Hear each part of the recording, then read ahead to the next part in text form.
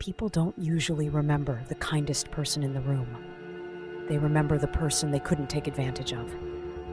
That uncomfortable truth explains why some of the nicest people end up carrying the heaviest emotional burdens.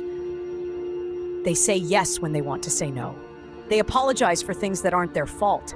They give endlessly, hoping that kindness will eventually earn respect. But human nature doesn't always reward unlimited generosity. Sometimes, it quietly mistakes it for weakness. Being kind is a strength, but being unable to stop being kind, even when it costs your peace, is something entirely different.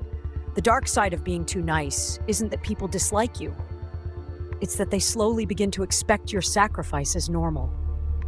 The more available you become, the less valuable your time appears.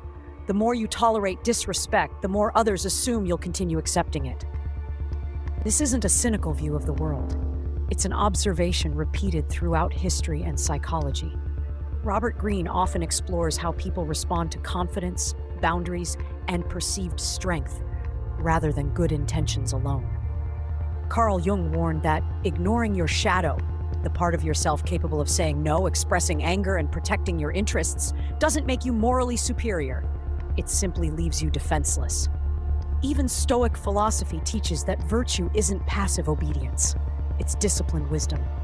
Real character includes knowing when to be compassionate and when to stand firm. Human beings naturally test boundaries, often without realizing it. Every relationship, whether at work, among friends, or within families, develops invisible rules.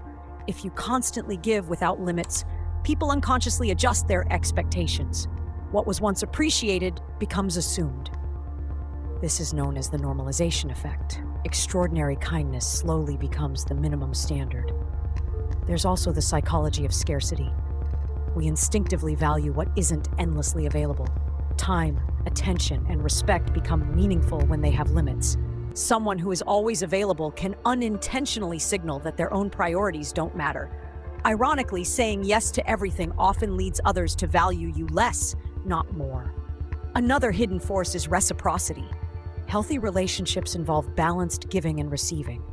But when one person constantly gives without asking for anything in return, that balance disappears. Some people feel guilty and distance themselves. Others simply accept the imbalance because it's easier. In both cases, the overly nice person often feels invisible, exhausted, and confused. Imagine two employees in the same office. Both work hard, both are skilled, and both are respected. One of them never refuses extra work. He stays late, covers shifts, fixes everyone else's mistakes, and avoids conflict because he wants to be seen as dependable. The other employee helps when it makes sense, but politely declines when his schedule is full. Months later, the first employee is overwhelmed, underappreciated, and wondering why he wasn't promoted. The second employee is trusted, respected, and viewed as someone whose time has value. The difference wasn't talent, it was boundaries. One taught people that his kindness had no limits.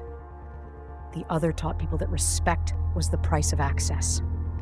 This pattern appears everywhere. In friendships, the friend who always compromises eventually feels forgotten. In relationships, the partner who constantly sacrifices their needs often loses their sense of identity. In leadership, the manager who avoids difficult conversations slowly loses authority. Excessive niceness doesn't create harmony. It often creates silent resentment. The solution isn't becoming cold, ruthless, or suspicious of everyone. It's developing balanced strength. First, separate kindness from approval seeking. Ask yourself whether you're helping because you genuinely want to or because you're afraid of disappointing someone. Those are very different motivations. Second, practice saying no without guilt. A respectful no protects your energy better than a resentful yes. People who truly respect you will adapt. Those who become angry were often benefiting from your lack of boundaries.